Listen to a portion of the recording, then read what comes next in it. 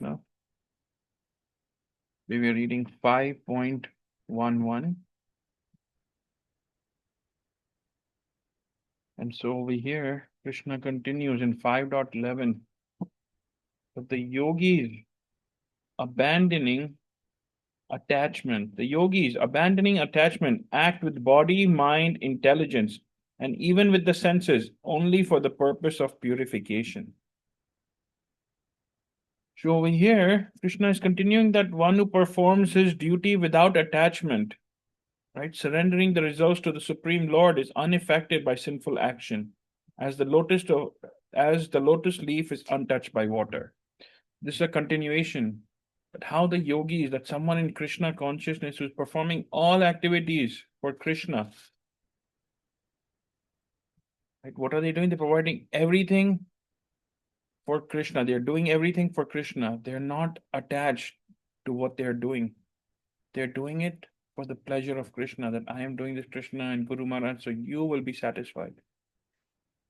So whether they act with their body, with their mind, with their intelligence, and even with the senses, right? It is still purifying them. Because why? The seva, the service that purifies us. What does it purify us of? The false ego. Right? That I am the doer of everything, I am doing everything. I worked so hard, so I got a promotion. I worked so hard, so I got this new job.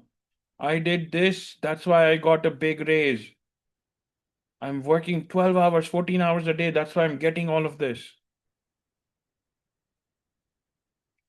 We think we are doing everything, but in reality, right, that Supreme Lord is what his mercy is doing everything. Once there was a man who, like how these days we're all filled up with this false ego that I am doing everything, I. Right? Once there was this person who went to a katha, and over there the sadhu, the sannyasi who was speaking, said that whatever is destined to come to you will come to you. Right? Nothing more, nothing less. And Krishna, once you have become a surrendered devotee, once you have surrendered to the lotus feet of Krishna, he will come and give you whatever you need, wherever you are. Yogakshamam vahamiham. Right? Krishna provides what we need. He can manifest in any form and give us what we need in that moment, or sometimes what we want in that moment. And he does it, and we don't even come to know. Because in this Kali Yuga, Krishna comes down in his original form with a basuri, right? With the garland flower, with the flower garland mala, right? With his more mukut, with his dhoti. He comes out in his original form. There will be ha-ha-kar every day, everywhere. Like, oh my God, look, Krishna has come for him. Look at this, look at that. And there will become more. It will become all news all over the world on Instagram. See how fast the news flies.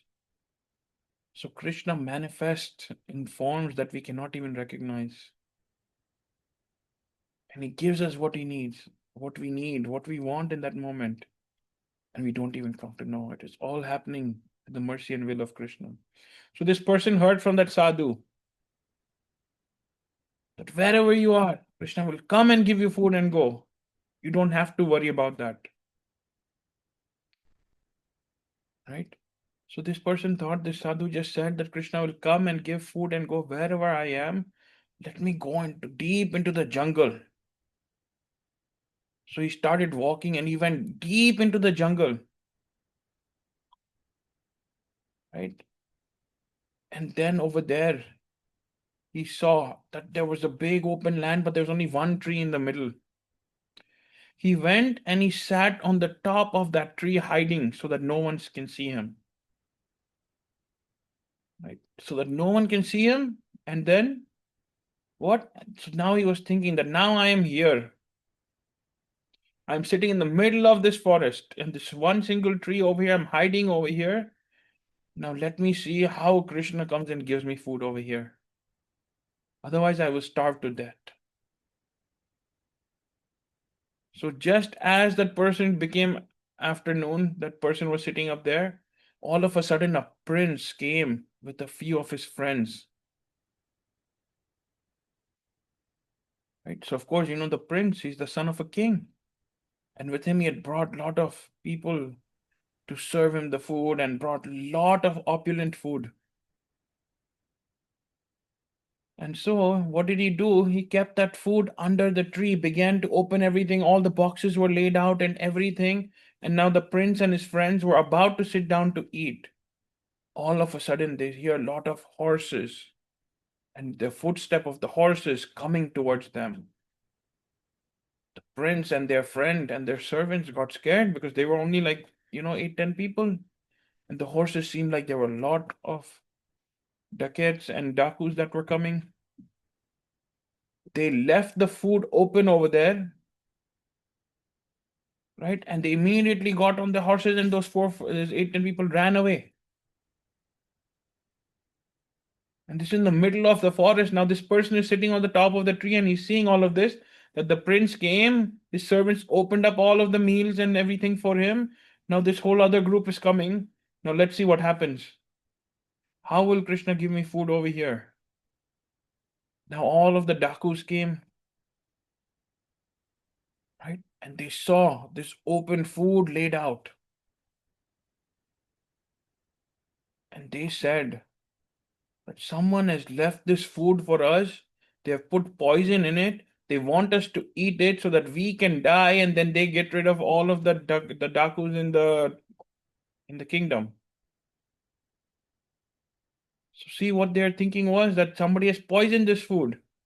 They said now all of this food is kept open over here. Somebody must definitely be over here.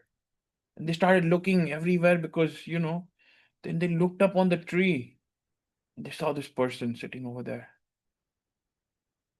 Immediately got him down. They said, "You think we are duffers? We don't know what you are doing to us? You have poisoned this food and you have given it, you want us to eat it so that we can die? And you can get rid of all of us dakus over here. You think you are very smart? You think you are Birbal over here?" And then they say, "Now we are going to make you eat all of this food." So that guy is sitting over there and they're completely feeding him all of the rice, the dal, the sabji, the roti, and he is sitting and laughing because he was like, the sadhu said, "Wherever you are, Krishna will give you food. You do not need to worry about that." And look at where I'm sitting in the middle of the forest, and over here I'm getting all of this paneer makhni, all of the dal makhni, biryani, rice, and my stomach is full, and these people are still feeding me. And he's sitting and laughing, and all the dakus are like, "Why are you laughing?"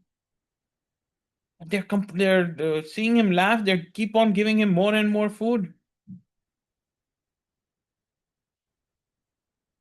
And so that shows that one who has abandoned all attachment and doing everything for Krishna, right? Then Krishna takes care of them. So whatever they do in this material world, it is not that I am doing it, it's Krishna is doing it. Just like how he fed that person in the middle of the forest. Right? Just like that, when we went to Japan, Krishna fed us over there so much in the middle of Japan. All vegan food without onion, garlic, all pure. Right? We have to just surrender to Krishna. In 5.12, Krishna continues.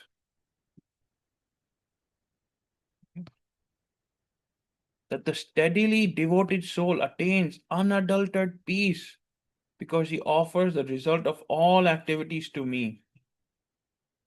So when we are not concerned about the fruit, right? Because we're giving all of the result. Krishna, whatever it is for you, you keep it. I don't want anything. So then will I worry?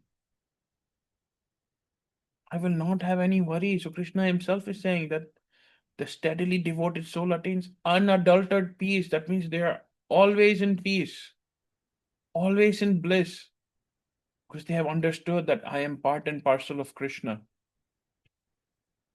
And Krishna is the doer of everything. I am just merely an instrument. Like how Krishna will tell Arjuna, I've already killed all of the Kauravas. You just become an instrument. So in that way, right, when we are always trusting Krishna, dependent on Krishna, not attached to the fruit. Because today, if I work hard, I've worked hard this entire year, and now my appraisal season is coming up. I will be so worried. What will my rating be? Will they give me a raise? Will they give me a bonus? Will they give me a promotion? I've worked so hard. I've done this, that, everything. Right? You worked all of that to please your manager so that you get a promotion and so on. Whereas if you'd have done all of that, right, as a service to Krishna, that Krishna, you have given me this brain, I'm using it for your service over here in this company, so that whatever money I get from there, I will use it in your service, in the family service. Right? I am doing this just to please you, Krishna. That becomes a big difference. Now, whether you get a promotion or not, all of that doesn't matter, because what have you done? You have just sincerely done your work, your duty. Our duty was to do all of the reports, to do all of the software building, to do anything, right? We did it with full sincerity and we have given it. And whatever happens next, Krishna, I am getting the salary. I am happy you have given me so much more than what I deserve.